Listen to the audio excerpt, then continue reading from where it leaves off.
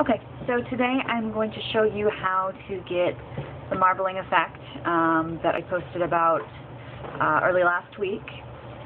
Wind up looking something like this with teal and purple.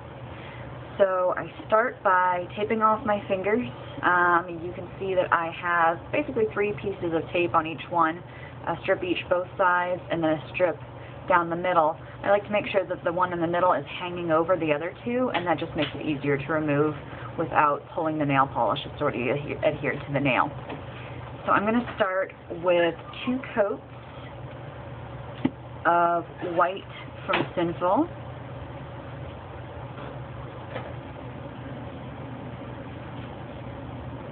And you don't have to be exact with this. Since you are doing a marbling effect, it's going to be a little messy and require some cleanup after the fact in any case. So you don't have to be perfect even with your base.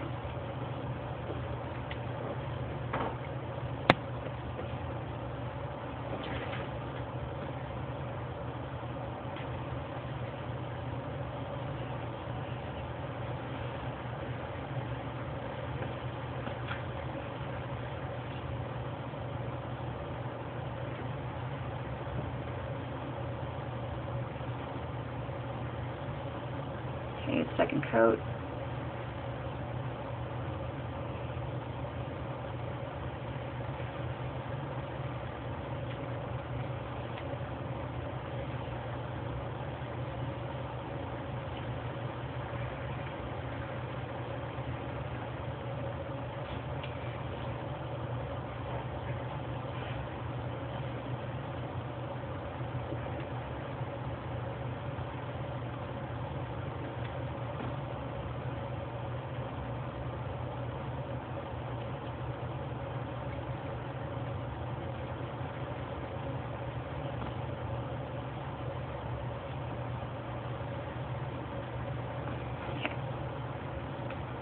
Done.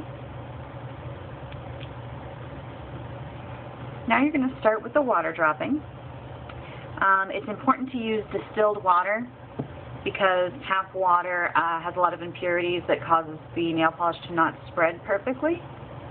So you can start with just putting your darkest color down first and letting that spread.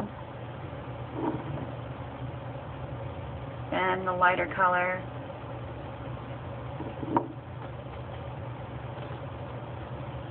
Dark color, light color,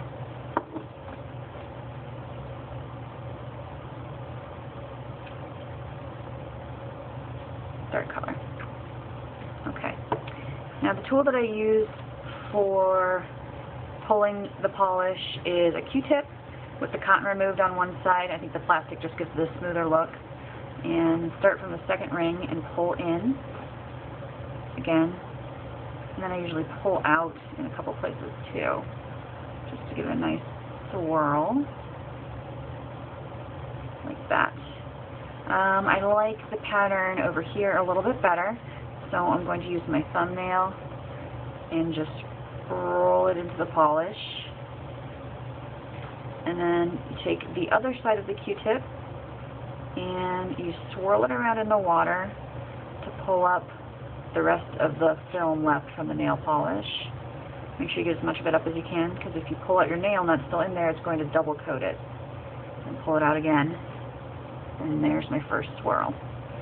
Now the thumb is the hardest one because you can't line it up with any of the other nails to try to get a good swirl on all of your different nails. So I usually do that one separately and then try to get as many of the fingers in. Dark color, light color, dark color, light color,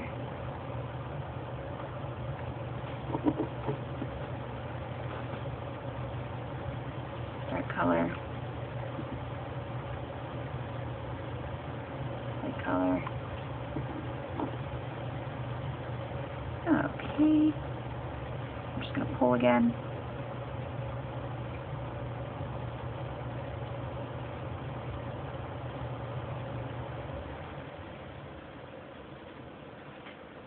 Okay, I think this one's probably good for about 2 fingers. So I'm just going to pop it in right there.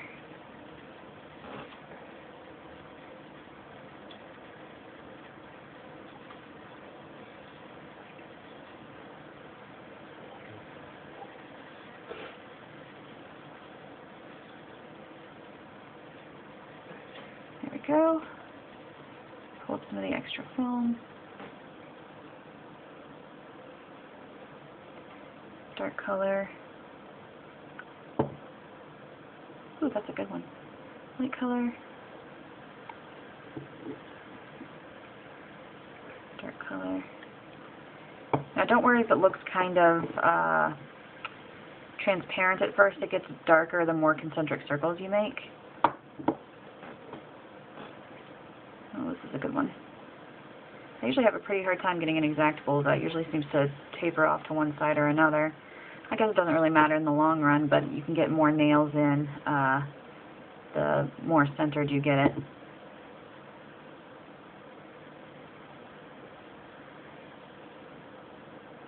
Perfect. Pull, pull, pull, pull, pull. A little more. There we go. I like this pattern here, so I'm going to try to get these as close as possible. There we go. Pull the rest of the polish up.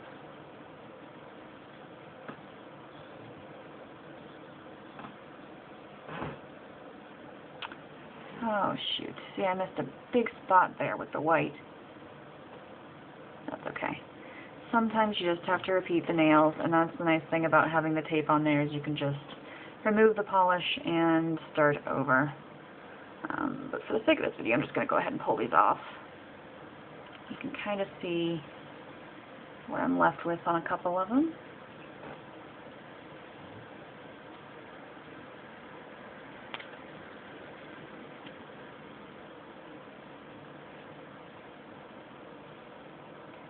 That's why I leave that one long piece, because it just makes removing the tape so much easier.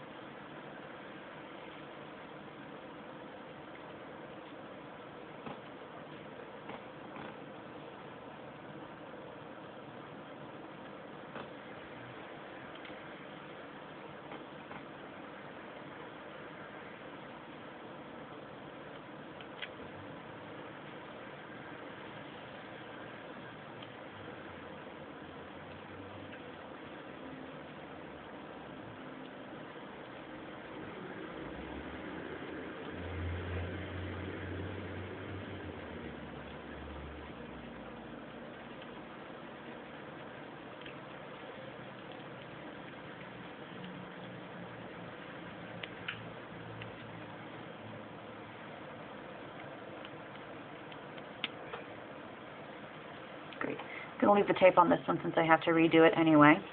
So you can see it pulls off most of the excess polish, but it does leave a little bit around the edges, and that's where I use the Megan chair method. Take a brush. I think I got this one at Target for like 99 cents from their e.l.f. collection. It's an eyeliner brush. You can also use like the lipstick brushes too. I dip it in pure acetone. I know some people don't like that. It just seems to get everything off so much quicker. So you're spending less time with the chemical on your hands. It might be a harsher chemical, but I think it kind of evens out in the long run, and it just makes my whole process so much easier. You just kind of touch up around the sides.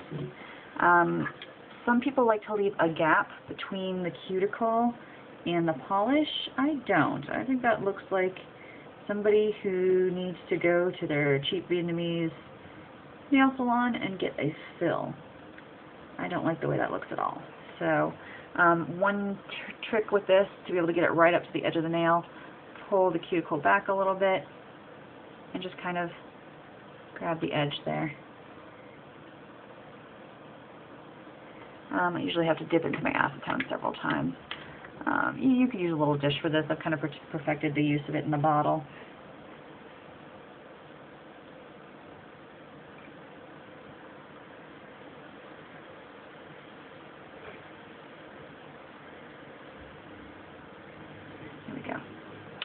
So when you're done doing that, it should come out to look a little bit like this. Using the water does kind of make more of a matte finish than you would typically get with the regular polish. So I do like to put Mirror Shine over it, or Mega Shine from Sally Hansen. It seems to make it pop a little bit more. You can also use an iridescent or a hollow glitter on top to give it just a little bit more attractiveness. I think the swirl on this hand turned out particularly well, so I'm probably going to leave this one as it is without the glitter. There's a couple ones, like see how this one has just the one big stripe up the middle? I'll probably want to redo that one, and obviously the big white splotch on this guy. Otherwise, I think they're looking pretty good. If you have any questions, please let me know. coramandragora@gmail.com, or hit me up on Facebook. That's it. That's marbling, teal, and purple with a white base, all from Sinful Colors. You usually can find it at Walgreens for about 99 cents. See you later.